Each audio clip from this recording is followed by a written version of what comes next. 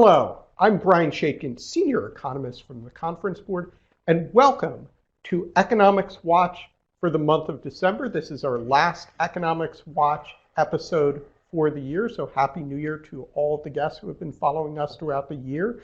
And this month we're going to be, as a special topic, in addition to the happenings around Brexit, the Fed, controversies involving the future of U.S.-Chinese trade relations. We'll also be covering a special report from our guests, Going Local, examining a shift from global to local sourcing, about the trend in trade away from more globalized supply chains and towards more use of local inputs in creating products. So we'll talk more about that as we go through the webcast. And indeed, the three key topics we're going to be covering this month on that particular topic are going to be: how can the increased role of manufacturing firms as providers of customer services change decisions in terms of global and local sourcing issues? How are the declines in labor cost differentials between emerging and mature economies influencing these types of decisions? And what will increased trade policy risks mean for the structure of these value chains? During the course of this webcast, you will first have an opportunity to ask questions, and we encourage you to ask those questions because they do create a much more interactive webcast. Please do so in the question pod.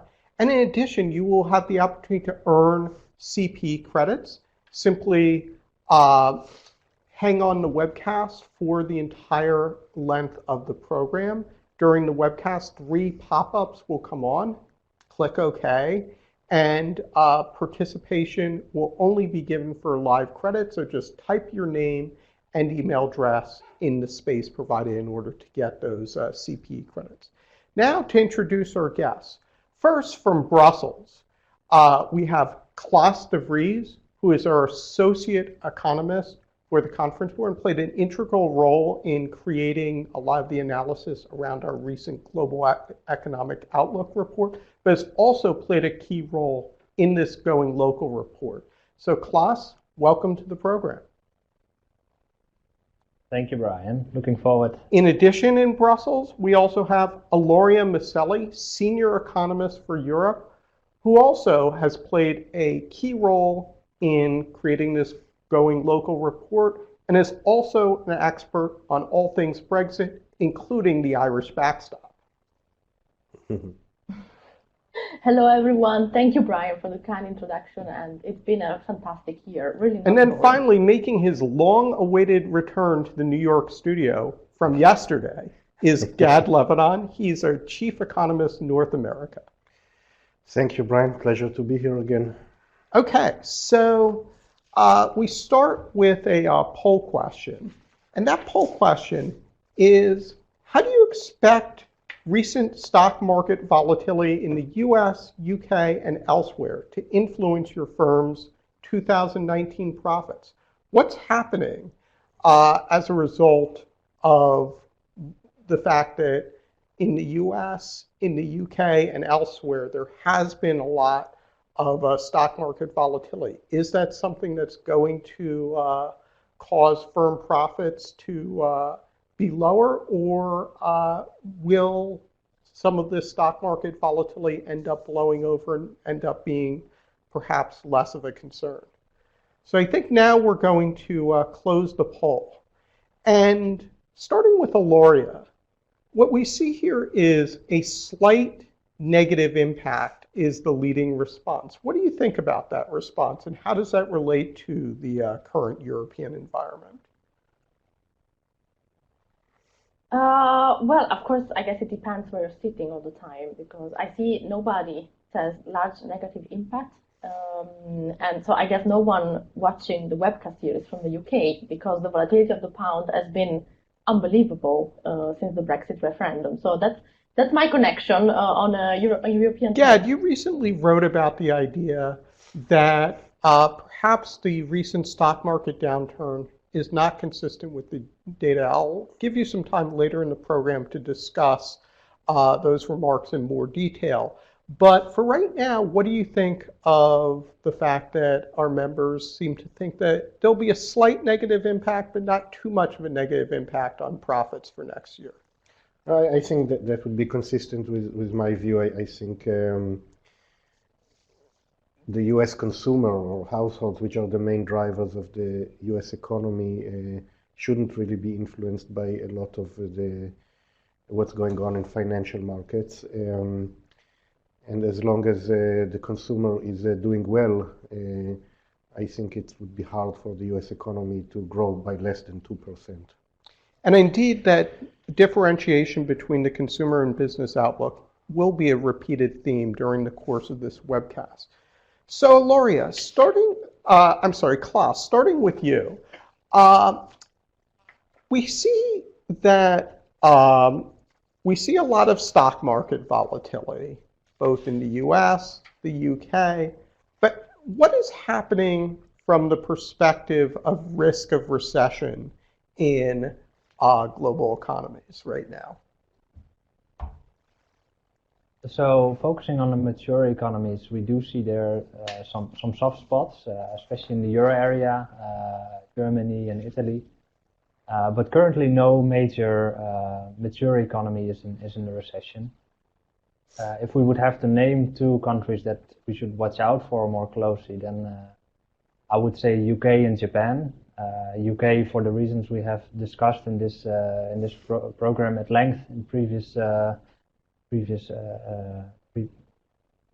broadcasts. So for Japan, I think it's a little bit further ahead. The economy is still doing very, very well, but the LEI, the leading economic indicator that we use to track, to basically forward look the economy, does seem to signal some weakness ahead, and especially with the sale tax or the increase in the sale tax that is planned for October next year, that may well tip the economy into a recession towards the end of next year. So I would say those two countries are to be watched in terms of mature economies. Now, in terms of emerging markets and developing economies, I think it looks a little bit weaker. There's some more soft spots, and you see that in this chart also, that most of them are actually in the bottom right quadrant, so showing a slowdown. Now, of course, speaking of recession, we have, of course, Venezuela, which has been in recession for a long time already, so I won't go deeper into that. But we also have Argentina that is likely currently tipping into a recession. Even though they received an IMF loan that will help to put a floor under it, but it probably not be enough to avoid a recession.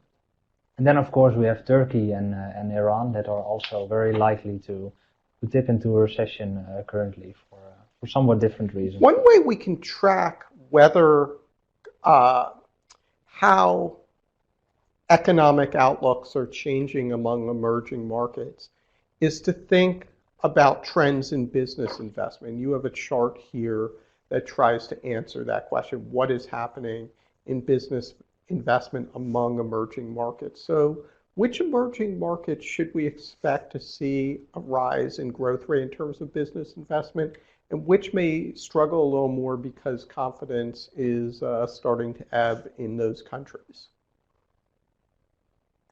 Yeah, so I think Brazil and Mexico, among these four economies, Brazil and Mexico have the most positive outlook for investment. So we have Brazil, we have a new president who has really made a case for business-friendly policy, pro-market policies.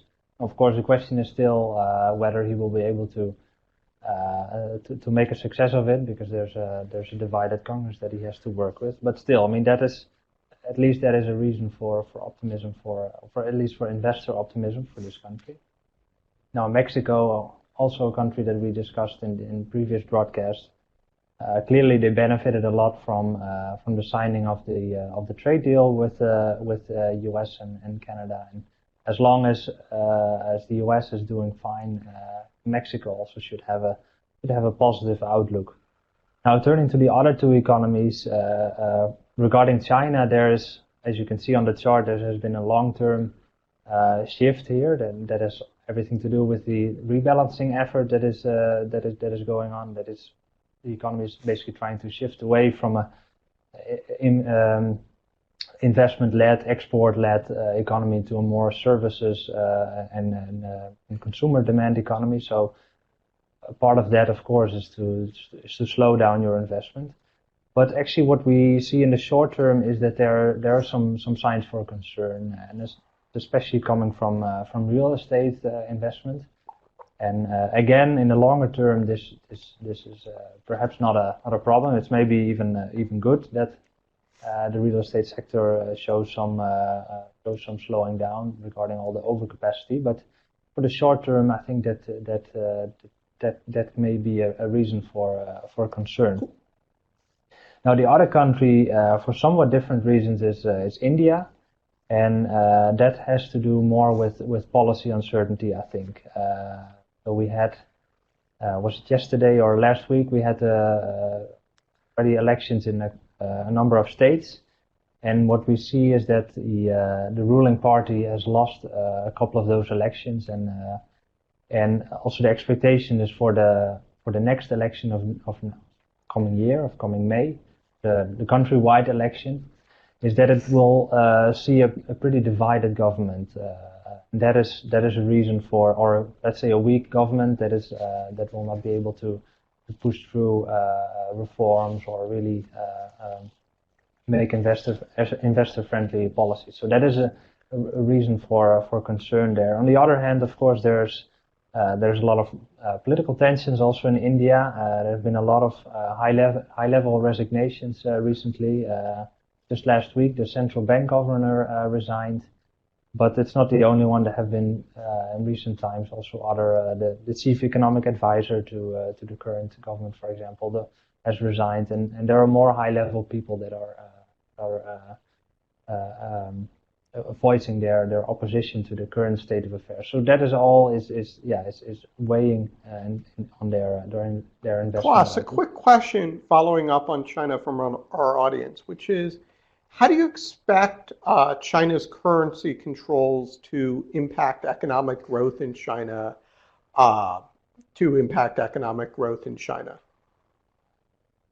As well as mature markets as well.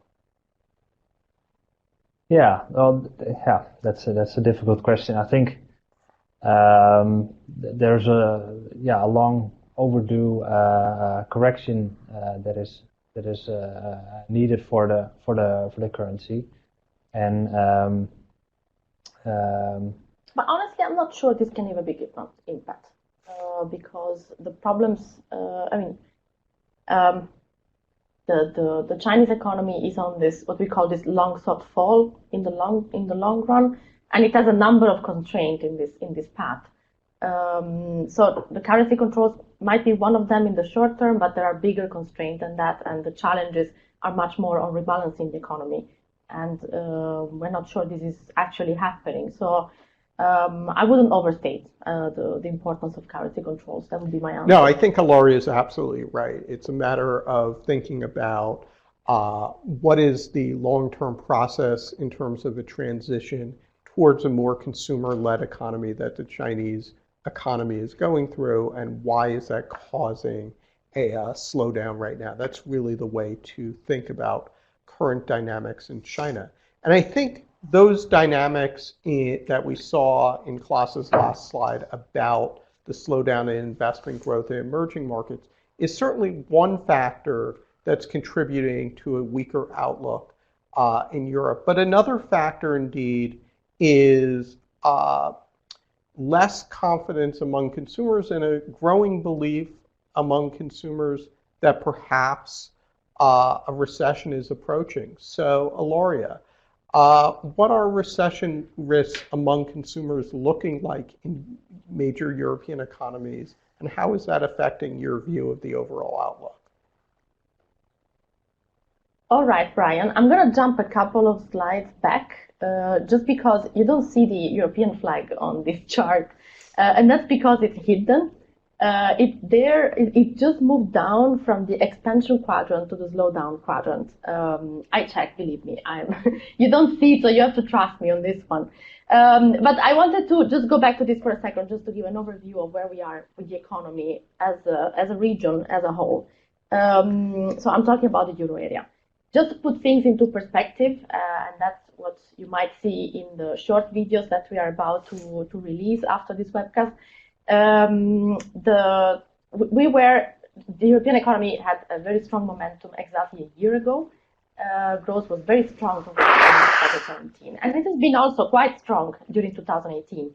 The growth rate, we estimate we will close 2018 with 2% GDP growth rate, and we expect growth to be 1.9% next year. So the risk of recession for the region as a whole, we don't see one, but we see the economy slowing down and moderating to actually get closer to its long-term potential, which I'll just remind the figure to everyone. We discussed it in depth in the last webcast, but what we think is with the economic growth in the next decade in euro area, it's something in the range of 1.4% per year. So this is, as I said, just to put things into perspective. Now, you might have noticed that the only flag in this chart that is moving from the slowdown to the contraction quadrant is the UK. But I will just talk about a couple of things before I move to the UK. And that's, well, as you said, Brian, now that the economy is moderating, you see the risks. You start wandering around, like where is the recession going to happen? When is it going to happen? Where is it going to start? And I think during the last week, three countries came up with a red flag. One is Germany, the other one is, of course, the UK and Italy. So I'll start with Germany because it's the easy case in the sense that we don't think there is a recession about to start in Germany. So just to recap, there was negative GDP growth in Q3. So everyone started wondering, okay, will there be negative growth in Q4? Because technically, according to definitions commonly used, that would be a recession. So we don't think that is going to happen because if you look inside the indicators that we have, you see that, okay, there's been an impact on the trade disputes on manufacturing orders, and of course, Germany is a big exporter, so whatever happens out there on global trade affects Germany and the euro area as a whole, of course. But everything else seems to be quite in order. And one of the figures that I will mention is what you can see on the chart here, and which is related to consumer confidence. It's from our quarterly survey together with Nielsen. So the question asked to consumers is, do you think your country is in a recession right now? And you can see that Germany, which is the yellow bar, it's the smallest number of the three countries here. So we're talking about a third, even though we have to keep an eye there because this number has been increasing from 25% a year and a half ago to 37% now. So it's a small number compared to the other two countries, which are the UK and Italy. So funnily enough, in Italy, basically almost everyone thinks that there is a recession going on, and this number didn't change much over the past quarters. And I have an explanation for that, which I will show in a couple of slides. And then, of course, there is the UK, where at about 45%, 47% of consumers think that there is a recession going on. So let's talk about Brexit for a second. Less for more than a second. Yes, of course. So Parliament has now rejected the proposed draft agreement. So where does that leave the process of the negotiations? And what are the key areas that, as members wonder about which scenario will emerge as the ultimate scenario in terms of the UK's future relationship with the EU? What are the areas of business risk that companies should be most focused on? So I'll split the two questions. On the first one, I have no idea. I think no one has an idea in the sense that you would expect the situation to become more and more clear as Brexit date approaches, which is not March 29. But that is not true. So the situation gets more and more confusing. So only in the last 24 hours, we got the news that one, the government can withdraw Article 50, so can stop and eventually restart the separation procedure. Two, the government decided, Theresa May decided not to vote in the parliament on her agreement because she sensed that she would lose the vote. And three, she is challenged as a leader of the Conservatives and therefore as a prime minister. So you see the situation changes constantly. So it's very difficult now to know how this is going to end. So there is more confusion than there was a month ago.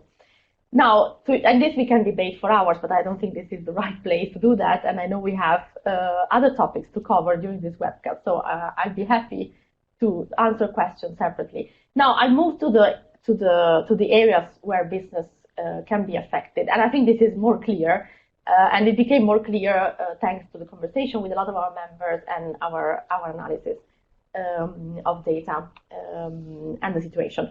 So what you can see here in this figure is what we have in our global economic outlook in the chapter for Europe, and these are what I think are the six risks associated with Brexit for businesses.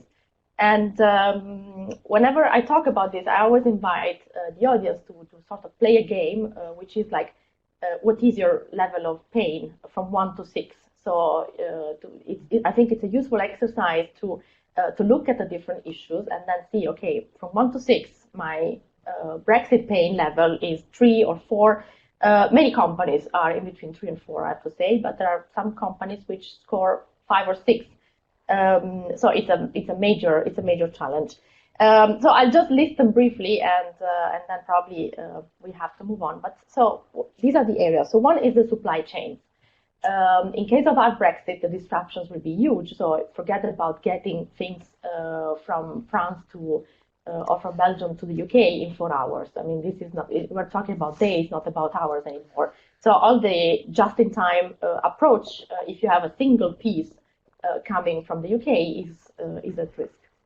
Then there is the issue of divergence in regulation.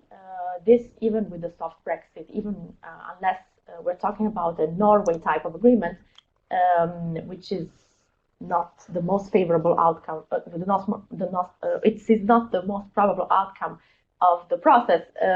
So unless it's Norway style, this will be a big issue. So there will be companies will have to create separate product lines to serve the British market and comply with different rules into 2 different sites.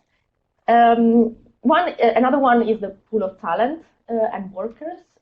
So both at a very high skill level, but also at the low skill level. So if you go to the UK, you will see that most of the labor market for agriculture and retail is basically taken by non-British workers, and there is intention there to really stop the migration, stop the number of people, limit to as much as possible the number of people that go into the UK from other European countries. So these industries can be seriously affected, but then also at a very high skill level, because London was a magnet for talent from everywhere in the world, including from many European countries. And all of a sudden it became much less attractive also because of the climate. So labor market, big impact in any scenario, I would say. This is also related to the innovation capacity. So again, the UK was able to attract top scientists, top researchers with these universities, and now it will be less the case. I will not enter into the issue of research funds, but that's an issue. Then there is the volatility of the pound, which we saw has been crazy since the Brexit referendum. So sectors with low margins, like textile, for example, have had already a problem. I mean, for them, Brexit happened the day after the referendum because they had to deal with that. And then there is, of course, the risk of recession, which we discussed in this webcast several times since this summer, and which we think is a very concrete risk. And this whole uncertainty around Brexit just makes Ilaria, we do have one very quick question, which is, you mentioned the idea that in terms of diverging regulation, pharma is particularly a very urgent issue. In 30 seconds, why? Yes, why? So among all the conversations I had with our members, I think the most concerned about divergent regulation is the pharmaceutical sector, especially for the life-saving drugs, because it's not clear if they can get these drugs into the country, and in many cases, some drugs expire in a relatively short time. So they have the problem that they are not able to stockpile. So the moment they cannot stockpile, they have to get the drugs in, and it's not clear whether this is going to be easy, possible, how long it's going to take. And I think that's a key illustration of the overall risk of the Brexit situation, sort of the uncertainty around it. In another 30 seconds, could you just describe, we see that Italy has grown much more slowly than the rest of the euro area during the last decade. Is there any hope that that's going to change anytime soon? So the shortest answer to that is no. So, I mean, out of the three countries where I said there is a red flag, Italy, beside the UK, is the most concerning one, because there was negative growth in Q3, and that is likely to continue. And so, on the one hand, there is a country that's in the short term is looking bad, and in the long term is looking even worse. Because the Italian economy is very weak structurally, and yes, as you notice from this chart, it has been growing slower than the rest of Europe for a very long time, for 2 decades, and there is no sign in the policy discourse that this is going to be reversed. There is no will to do reforms to change the course of the So economy. the UK, Italy, all risk factors in the euro area outlook. Thank you, Ilaria. Now, turning to the US, we begin with looking at what is happening right now from the perspective of business and the perspective of consumers. Consumers right now remain very, very upbeat about the overall economic outlook. And the reason for that is perfectly understandable. After years of a subpar labor market, one where unemployment was high, where job opportunities were scarce and uncertain, the labor market has been creating jobs at a very steady pace since the end of the Great Recession. As unemployment has fallen to its lowest levels since the 1960s, we're seeing that wage growth, particularly as Gad has pointed out, in blue collar and low paid service type jobs, has started accelerating.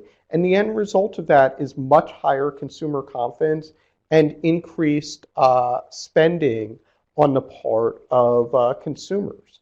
Federal spending is also adding to that kind of demand, simply because at the beginning of last year, the Bipartisan Budget Act of 2018 was passed, and the end result of that, as Gad will show in just a moment, is that federal spending will play a role in supporting growth over the first 2 quarters. However, from a business perspective, interest rates and Fed policy are one key driver of why businesses are starting to show more concern about the outlook, are starting to lose confidence. And interest rates are also one place where consumers are starting to feel the bite of Federal Reserve policy. Residential construction has been by far the weakest part of the economy over the last 2 years, and more recently that's because of higher mortgage rates, higher building costs, and mismatches in terms of supply and demand. And so as mortgage rates are likely to, if anything, keep rising over the next year, that's only going to exacerbate that situation. So we don't expect an immediate pickup in residential construction activity. Business confidence has started to come down. And it's not just because of the Federal Reserve tightening interest rate policy and increased financing costs, but it's also because global demand is starting to shrink because global growth is not increasing. And there's also a lot of uncertainty. A lot of the volatility in the stock market this month was created as a result of questions about the US-China trade negotiations process. On the one hand, there was an optimistic note of a 90-day delay in when higher US tariffs might be imposed, and there have been a some possible concessions signaled by the Chinese government in terms of lowering auto tariffs, among other things. But I think the shape of those negotiations, and in particular the shape of those negotiations in terms of the real long-term issues, IP, thinking about how technology companies can operate in the two countries, there is very little clarity in those areas. And so I think there's a sense that an agreement is unlikely to be completed anytime soon. So the question then becomes for business. First of all, what is Federal Reserve policy going to be this year? Right now, we're forecasting a rate increase later this month and 3 more next year. But if inflation data remains below that 2% target, and indeed in Chair Powell's statement earlier this month or late last month at the New York Economics Club, he signaled that he has less concern about how quickly inflation is going to pick up and how much financial instability risks have increased. So perhaps he's signaling the possibility that a more dovish policy could be forthcoming this year, and that would result in perhaps not as much of a run-up in borrowing costs for businesses and not as much risk in terms of business failures as a result. And so I think then the question also becomes, what are higher wages going to mean in terms of thinking about the profit environment in an environment where perhaps prices are not rising as quickly? So that's also a factor that's causing businesses to be a bit more hesitant about their investment practices. So Gad, what do you think or actually first we have a audience poll question, and that poll question is, what factor represents the biggest risk to your firm's 2019 profitability? Is it higher financing costs, increased talent shortages and labor costs, trade policy uncertainty, or slower global demand?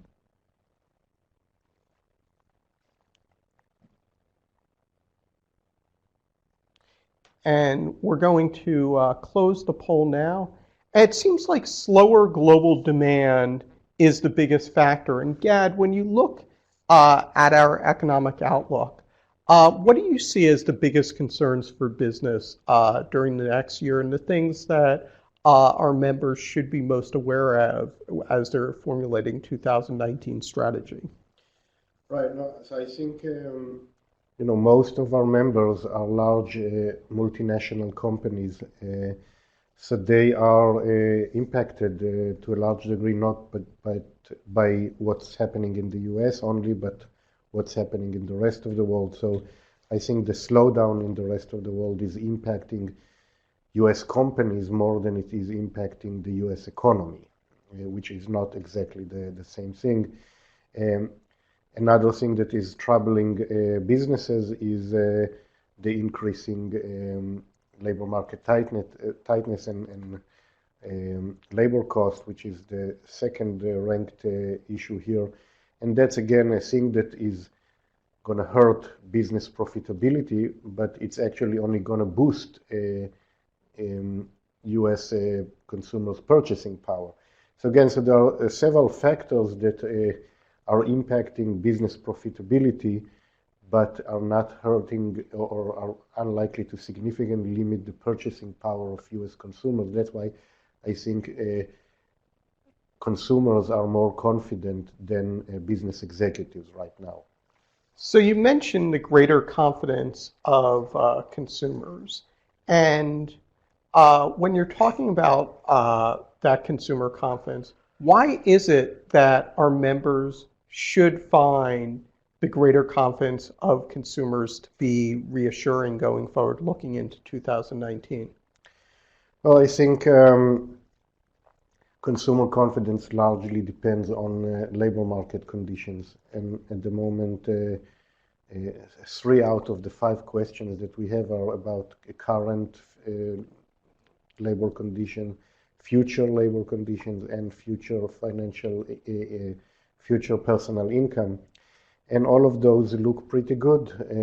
They're the gap between those who say that jobs are plentiful and jobs are hard to get is now the second highest ever after the year 2000. So it's people feel very secure about their ability to have a job, and that significantly increases their confidence.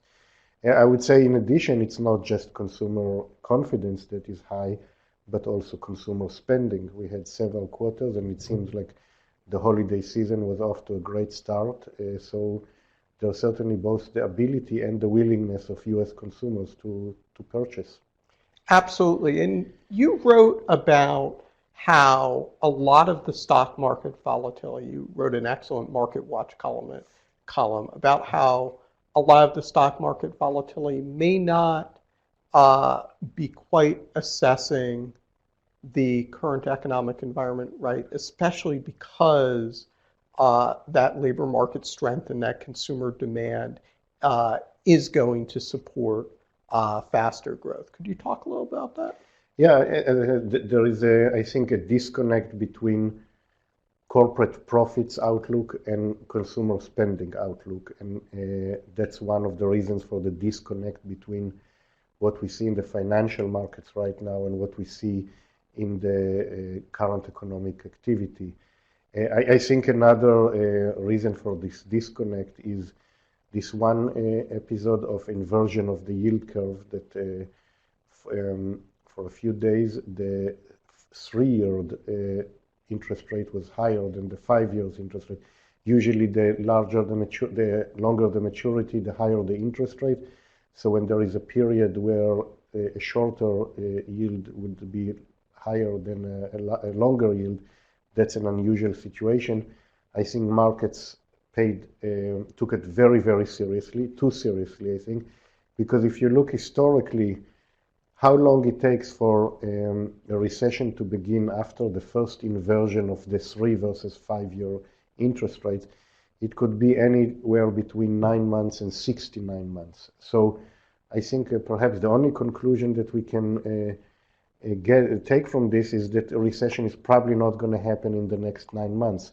But it could easily happen 3 years from now based on this indicator. So I think taking this indicator seriously as a sign of an imminent recession is extremely exaggerated.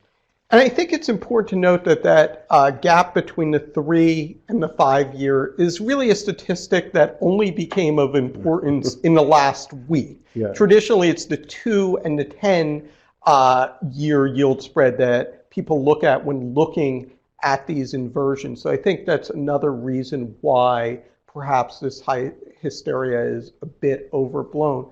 But one question is, if the outlook has indeed weakened, what's going to happen from an inflation perspective, and will it allow the Federal Reserve to maybe pursue a more dovish monetary policy than what we're anticipating, which is those 3 rate increases next year? Yeah. So there are several determinants of inflation. One of them is labor cost. And I think for a while there was a question whether labor costs are indeed accelerating. I think in recent months it became clear that they are accelerating. So I think that, for me at least, suggests that the likelihood of a higher inflation is higher. Now, whether or not it will surpass significantly the target of the Fed, which is at 2%, it's still too early to tell. But I think the likelihood of inflation is higher. I think there is a lot of people are discounting that risk because for the last 25 years there hasn't really been a lot of inflation. But I think part of it, and a lot of it depends on the period of the late 90s, early 2000s, where there was a long, prolonged, tight labor market with very rapid wage growth, but still there was not inflation then. So people are saying if there wasn't inflation then there's certainly not going to be inflation now. But I think those are two very different periods. In the late 1990s, we had fast expansion of global supply, very fast automation, very fast offshoring, a lot of cheap import penetration. Those things are not happening right now in the US economy. So the impact of expansions of supply in pushing down prices is not, they're not currently in the prices as it was in late 1990s. So I would still be a little concerned about inflation. Of course, if they will have a significant slowdown, then inflation is unlikely to become an issue. So we're going to move through a few slides very quickly, just for the sake of time. But I do want to point out what's happening with the blue line, with the red line in this slide, which is mortgage rates, and you can see that those are much higher, and that's a big factor behind what's happening in terms of housing demand right now. You can see in the red line that the 3-month moving average of housing starts has basically flatlined from a growth perspective, or actually the number of housing starts has basically flatlined over the past year and a half, 2 years, and there are a few reasons they're hampering the housing market. Mortgage rates are, of course, a major factor, but so is that speed of price increase. I mean, you could see that blue line, prices have been increasing at around 5 to 6% per year, which even with higher wage growth, that wage growth is not nearly enough to help people in terms of buying new homes. Less favorable tax treatment under the new tax law is another factor. Some of the mortgage interest deduction rules have been changed, and that's made those mortgage interest deduction rules less valuable for potential home buyers. And then finally, labor costs. There's simply a shortage of construction workers. There's an inability to build on lots in the most desirable areas. So all of those factors are contributing to a slowdown in the housing market. I think that's one sector definitely to watch. Not that you're going to have a 2008 style implosion, but it's probably going to take a year for prices to come back in line with wages. And then I also just want to go through what's happening with the stock market, where you can see that level of volatility in the last month or so. You can see that level of volatility, especially during the last year in the red line, that's something that was not happening in 2017 when you had a broader global growth and sort of more security about the outlook. And so that's a signal that concerns about interest rate policy, concern about trade policy is making businesses a bit more leery. I also want to call attention to what's happening in oil prices. There is a question about what that means in terms of global growth. And indeed, the effects are different depending on whether you're a producer country or a consumer country. However, by and large, it's another signal of slowing global demand, along with some production factors that are leading to higher output and also causing those oil prices to decline. And then finally, you can also see that the dollar index is increasing. So terms of trade for the US are getting worse, and that's another factor that's going to result in decreased export demand. And the story is going to be that the profit environment right now is very, very strong. You can see in this chart that domestic non-financial profits are at their highest level of all time and have indeed been increasing rapidly for the last 2 years. But those higher wages, lower global demand, all of those factors are contributing to a riskier profit environment going forward. And so I think that's why we do anticipate that growth will slow down during the year. So you can see in this table that growth moves from 2.7% for the fourth quarter and 2.9% in part because of the contribution of that higher growth rate of federal spending. But that federal spending effect fades out during the course of the year.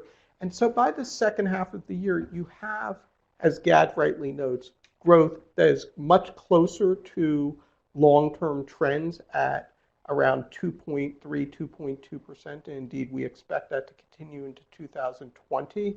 But those, but there are definitely limits on that growth going forward. And so I think it's going to be a much more normal growth environment than we've seen, and that's what business is reacting to. So let me now turn to the Going Local report. And first, we have a poll question. And that poll question is, do your company's supply chains contain more or less locally sourced inputs than they did 5 years ago? More or less?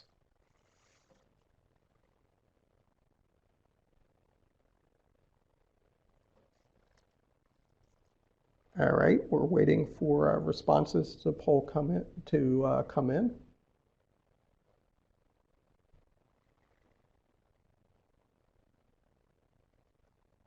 Okay, so I think we'll close the poll now. A slight majority find that they are sourcing less inputs, they are sourcing less inputs locally than they did 5 years ago. Turning first to Klaas, does that result surprise you given the contents of your report? Yeah, it definitely surprises me because it goes against our actually what our major finding of some of our recent trade research. And Aloria, how do you feel about that finding? Yeah, no, I think there is a bug in the program because I would have expected to be exactly the other way. So slight majority in favor of going local. So yes, I'm surprised. Okay, so Klaas, how did you determine that value chains are showing a tendency towards more locally sourced inputs in recent years? Yeah, so maybe there is a slight discrepancy in the definitions used. So on the chart that we showing now, we see the share of foreign content in global manufacturing chains. So basically, this means that the share of input either coming from abroad or from domestic sources as a share of the total end product or the price of the end product. So suppose you buy a smartphone of $500 from say Korea. Maybe $300 will go to Korean assemblers and to Korean manufacturers. Maybe $100 goes to US R&D developers or marketing services, and the remaining $100 goes to let's say Taiwan for the hardware or for some of the other components. So this is the way we measure sort of the international fragmentation of production. And what we clearly see here is that especially in the run-up to the, so we only have the data from 2000 onwards, but we have some let's say sketchy evidence that this trend was the same before 2000 actually, from the 90s onwards.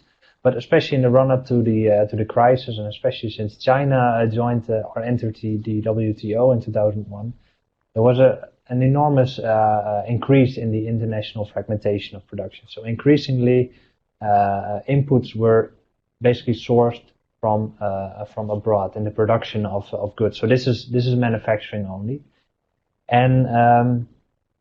and then of course there was a big drop with the great financial crisis in 2009.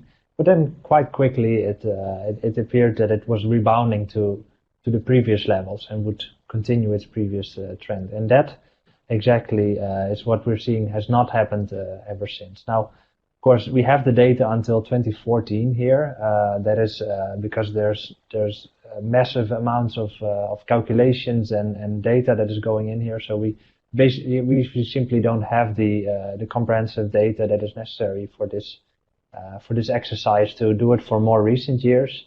But I think looking at other trends or other indices of globalization or just simply world trade growth, all of those have not improved or perhaps have even worsened more since 2014. So we're pretty confident that this is a trend that is happening also beyond the time frame that we see. So, Loria, let's go through some of the reasons for this trend.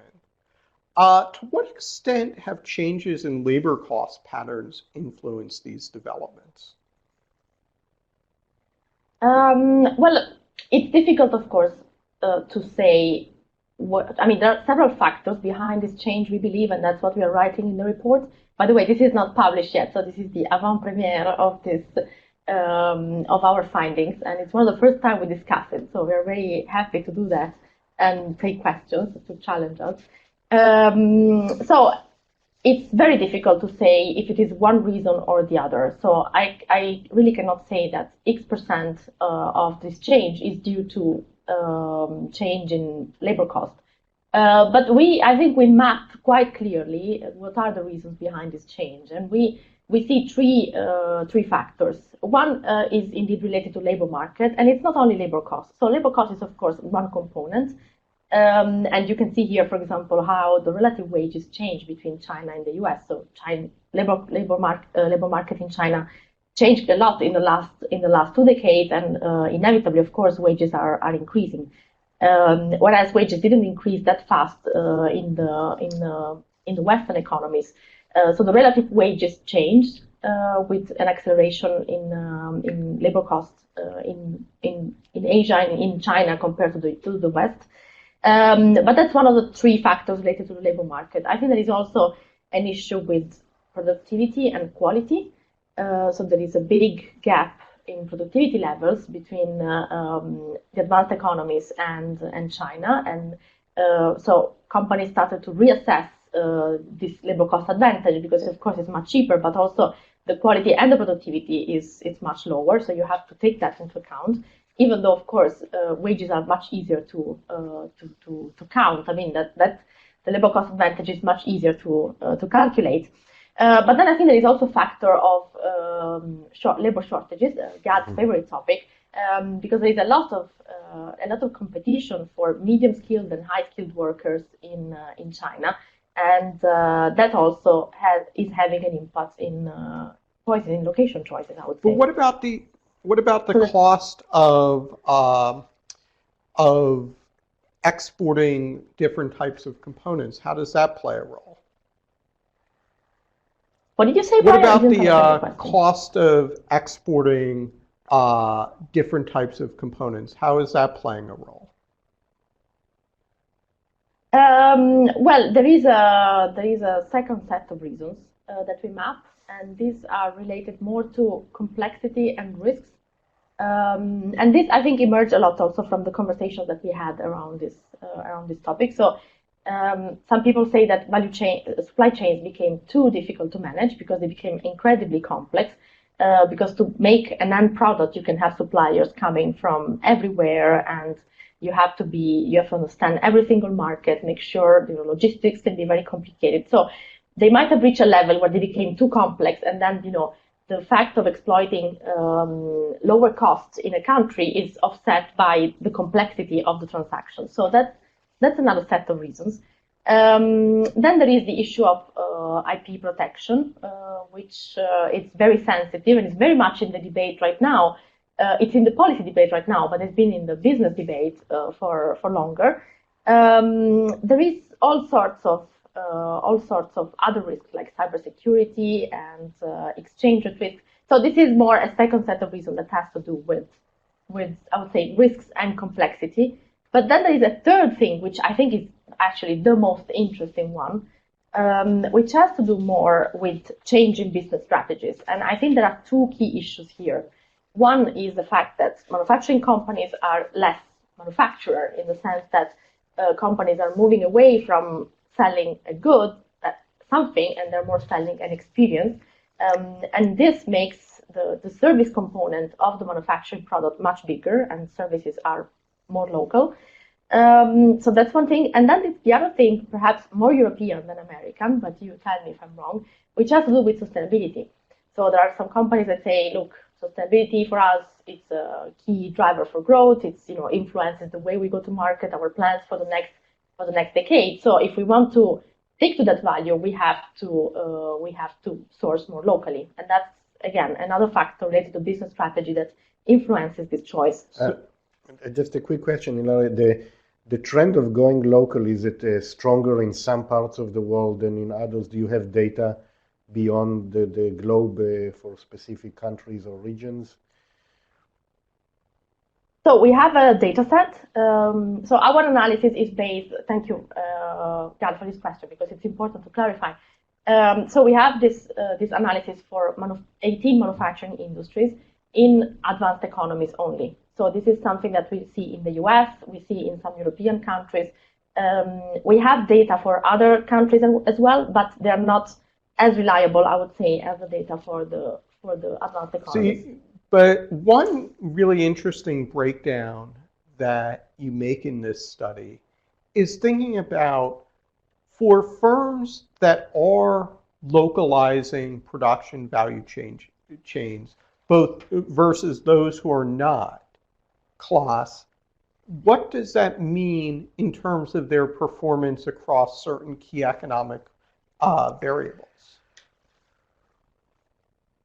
Yeah, so three things I would say. So first of all, their nominal value added growth, or it could roughly translate into revenue growth because it's basically output minus intermediate inputs. So let's say the revenue growth was much faster than the industries that continue to source globally.